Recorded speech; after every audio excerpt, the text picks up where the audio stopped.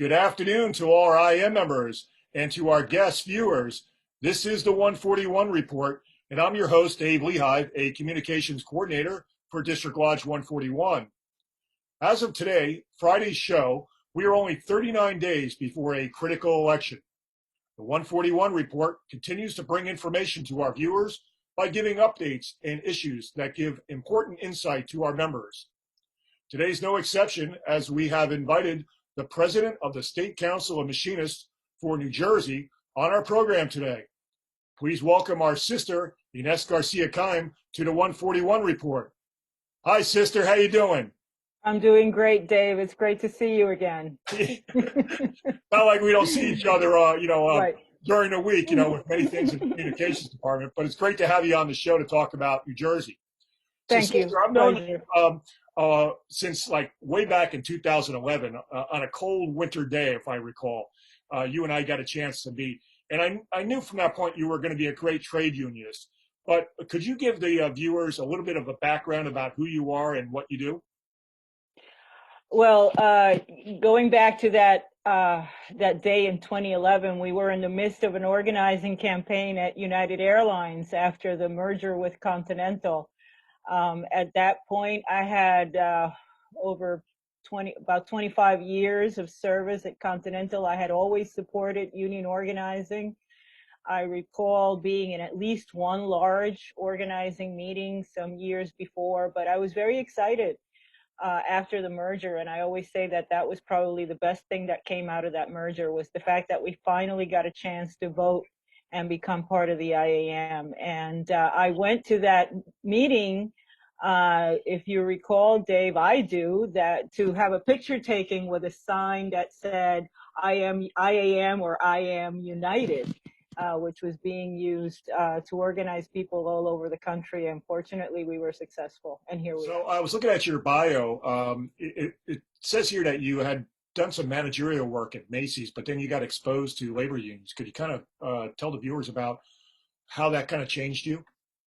Yeah, I did not grow up in a union household. So my first exposure to a union shop was when I was a young college graduate and I was working as a manager at Macy's Herald Square, which is a union shop. And I was very fortunate to have a stockman who was assigned to me in the departments that I managed. And he was also a shop steward. And it really showed me how effective a good union working environment can be for the workers, and how great it was to have a good worker who was also a good unionist. And my stockman was that, and it just made me appreciate how well a union shop can work. So you're a member of 914. When you won union representation, you became a member of 914. It's a pretty big local now. It was like 100 people in it, and went to over 2,000 people in the local or something like that. And you were approached by the president then. Could you kind of tell that story? Sure. We overnight after the vote, we went from just over 100 members to close to 3,000, because in Newark, Continental was the larger airline, and it was a hub for Continental, and it remains a hub for United. So I became more involved with the locals, started attending meetings, and after one of those meetings, Rich Creighton, who is now an AGC for District 141, he was the president of the local at the time, he approached me and said, we are now a very large local. We've never really had a very active legislative committee in the past, and I hear you have experience in politics. And I kind of was, well, who told you that? And he never really told me, but of course, later on I figured out who it was. So he asked me to lead the legislative committee, and I still do that to this day. We have about 4 people in the committee that are very active, and I'm very proud of that. That was my first venture. Even before I became a shop steward, I was doing that. I became a shop steward a few months after I was already the legislative chair for the local. So you became the president of the State Council of Machinists. So that all came about by a recommendation, and that was Vinny Adio, I believe, that made the recommendation that you fill those shoes. Is that how it went? That's right. As I mentioned, someone told Rich Creighton about my political experience, and of course, I figured that that was Vinny Adio, who is currently the director of organizing for the IAM. He is a neighbor of mine. We live in the same town, and we had worked together in local political campaigns, and had been in the trenches. And Hudson County, New Jersey, is a tough territory, and we had worked so well, and he knew that if I had survived Hudson County politics, I certainly was ready for just about anything that was put in front of me. At that point, I had spent a couple of years working with him and with Juan Negron, doing lobbying with the state council. We usually went together on visits on Capitol Hill. So I had learned a tremendous amount from him on how to do effective lobbying for the IAM. And I was voted in unanimously by the executive board, and I'm still filling out the remainder of his term as president. And I hope to be supported again by the e-board, but over the past 2 years, it has been a pretty smooth sailing with my brothers and sisters at the state council. I have not had no difficulty getting any endorsements for the candidates that we have proposed. I have had no problem with any of the actions that we have taken on as president or as a council. We have worked as a team. Everything has run very, very smoothly. You're very busy. Just name a couple of people on your e-board. Who's on your e-board? Sure. In fact, since some of our members that live in New Jersey work in Pennsylvania, we kind of intersect with the Pennsylvania Council a little bit. So it's wonderful to have, it's wonderful to have Obie O'Brien as a member of the council, and Rich Howell. They actually live in New Jersey, even though they work in Pennsylvania. So those two brothers are very busy. They work on both state councils. We also have representatives from TCU and the railroads, Anthony Stevens and Bill DiCarlo, although Bill now works at the federal level, so he's very busy. We have my local president, Bill Gula, who's the vice president for airlines. And we have Cristino Velorio, who's the secretary treasurer. He's with District 15, and they represent people in auto shops and auto mechanic shops and drivers. And they have a very, very good apprentice program that we're very proud of. So we have people outside of transportation in the shops in New Jersey, in the railroads, and in the airlines. So, sister, you were mentioning lobbying before. I know New Jersey members have done a bit of lobbying. Can you kind of talk a little bit more about that? At the federal level, that's most of what we do. Although we also maintain a good relationship with local representatives. But just 2 years ago, we were able to flip 4 seats in the House. We had 4 open seats. A couple of them were retiring members. No, only one was a retiring member. The other 3 we actually flipped from Republican to Democrat, and we have been in touch with those challengers from the beginning. So we have an excellent relationship with our freshman congressmen, and they have been very supportive whenever we called them to sign on to a letter to support our members. We even had Representative Andy Kim show up at a strike line down at the IKEA warehouse last year. Those are the kinds of things that show us that these people really walk the walk, and they don't just yes us to death, but they actually step up and support us, even to the point of showing up at a strike line. That was very, very, very impressive to us. That's what we're really looking for. We're looking for those pro-labor candidates that do exactly what you say. They support us when we pick up the phone and say we have an issue. They back us up. That's the type of people, whether they're Republican or Democrat. We want the people that are willing to support labor. And if you support us, we're going to support you. That's just the way it works, right? So you've lobbied. I know you guys have been up to Trenton before, too, as well. You've been to D.C. Why is lobbying so important? Yeah, in Trenton, we actually partnered with United Airlines because the state Senate was looking to increase the fuel taxes, the jet fuel taxes, to pay for things that were not airport related. So we partnered with the companies, and we went to Trenton and we stopped that, Yeah. because we felt that any increases in costs for air, it seems like a whole different world before COVID. Um, but we felt strongly that unfair increase in cost to the airline would end up hurting us in Newark, which is a place that is a very high cost airport to begin with. So uh, that was something that we did in Trenton. We also, of course, spend a lot of time in DC because in transportation, of course, we have members all over the country. So we try to make sure that New Jersey is, being that we have a large United hub in the state. We always work to make sure that our representatives understand how many jobs this industry supports here in the state and in the whole region. I know the mayor of Newark has been a very strong ally to the members of not local 914 in the state of New Jersey. Speaking out on wages and stuff like that. You want to comment on that at all?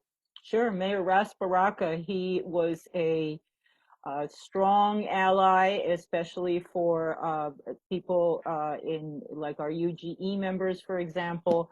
So he supported a $15 minimum wage for airport workers. He was out front and center on that issue.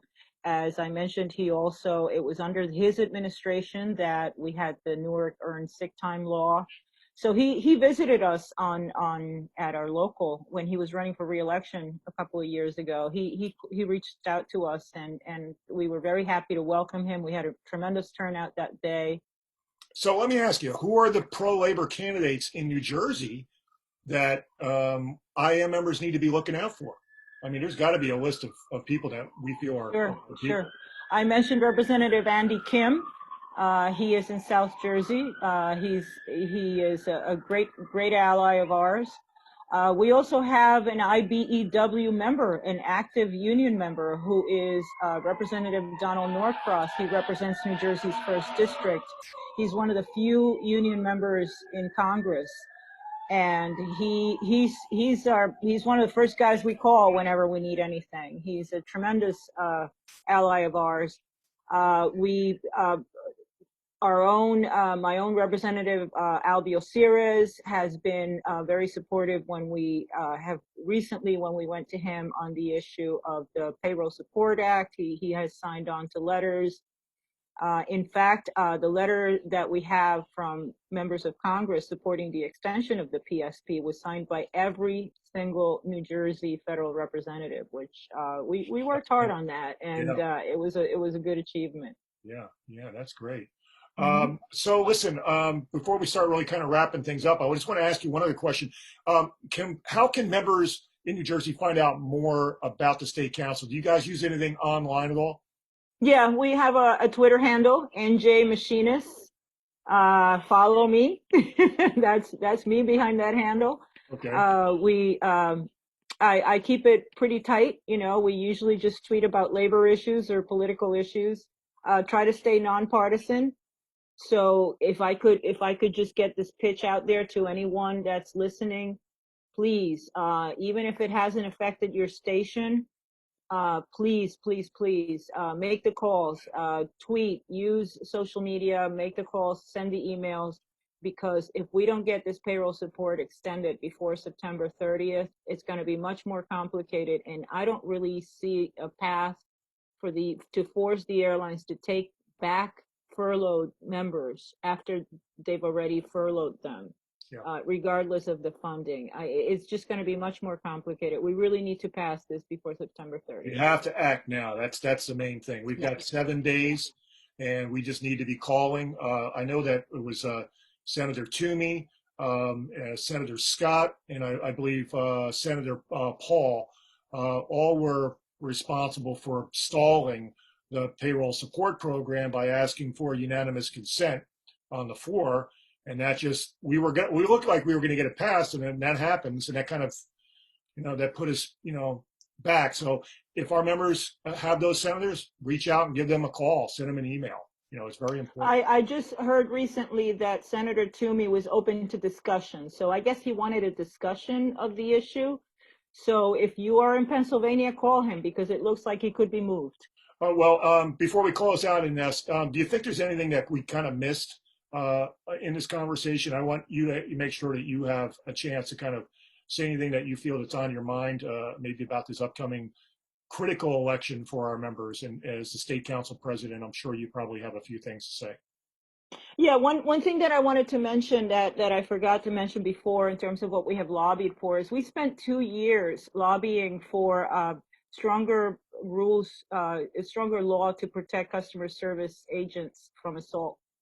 And that's how I also developed a really good relationship with Hassan Solomon, our national legislative director, because I think even he was not aware of how big a problem this was until we actually did some research and sent it to him. And even he was shocked at how big a problem it was and how underreported it was.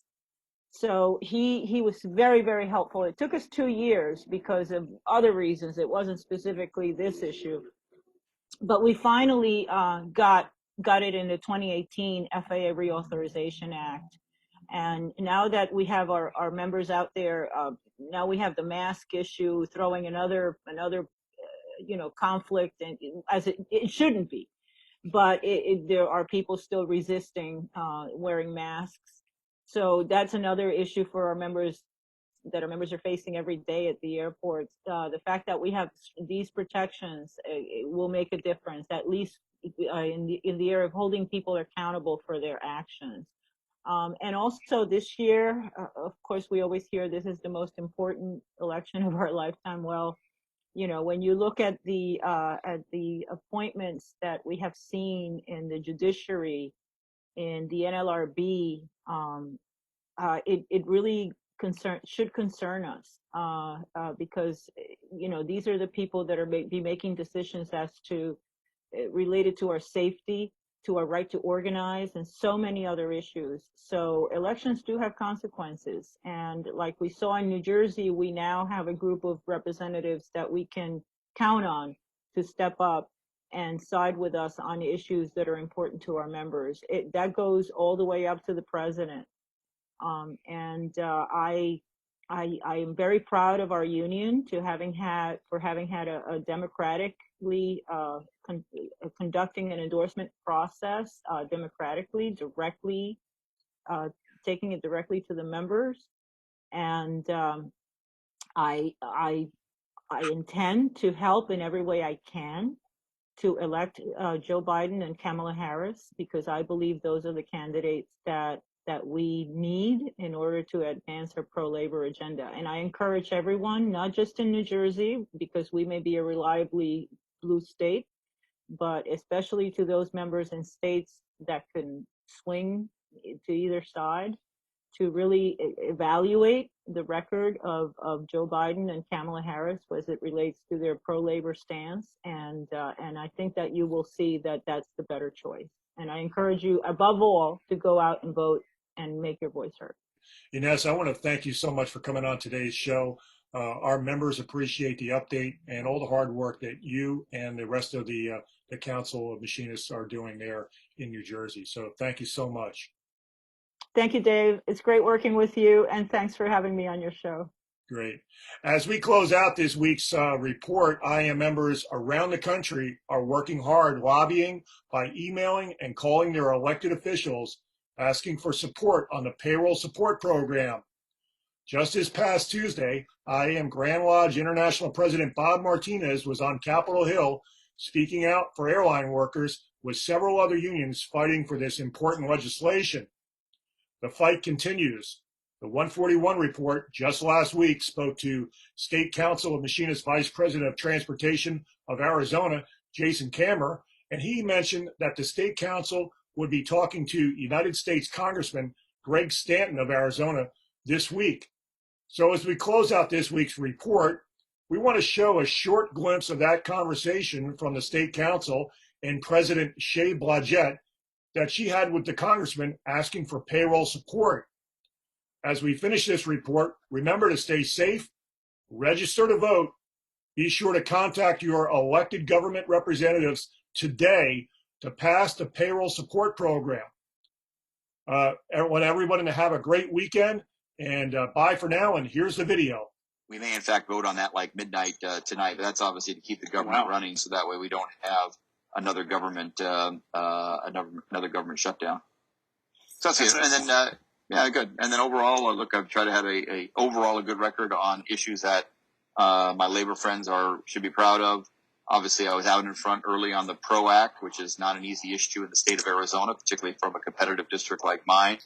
I've been out in front on issues like the minimum wage, which is well ahead of where the Arizona minimum wage is. As you may or may not know, when we did pass the minimum wage in Arizona, the current one, I was kind of the highest profile elected official in support of that. I mean, when I was mayor of Phoenix, probably the highest profile Democrat in the state at that time, and very proud to get in front of that. And then obviously took it to another level when I got here to Congress. So we can go over a lot of different issues, but certainly right now, big thing to us because we are predominantly in the state, the air transport, airline workers looking for that extension to the CARES Act, because many of our group are facing layoffs here in the next week.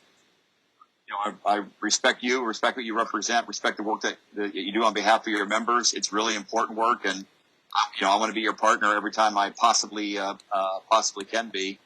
And on the issue of what you just mentioned, obviously that's critical that we get that support for the industry into the next COVID relief package. I know there is a disagreement among some of the labor groups about whether we should do a standalone bill relative to aviation or whether it should be part of a larger package. The reality is that our leadership wants it as part of a larger package, and I'm going to stick with our leadership on this, as I stuck with our leadership ultimately on USMCA.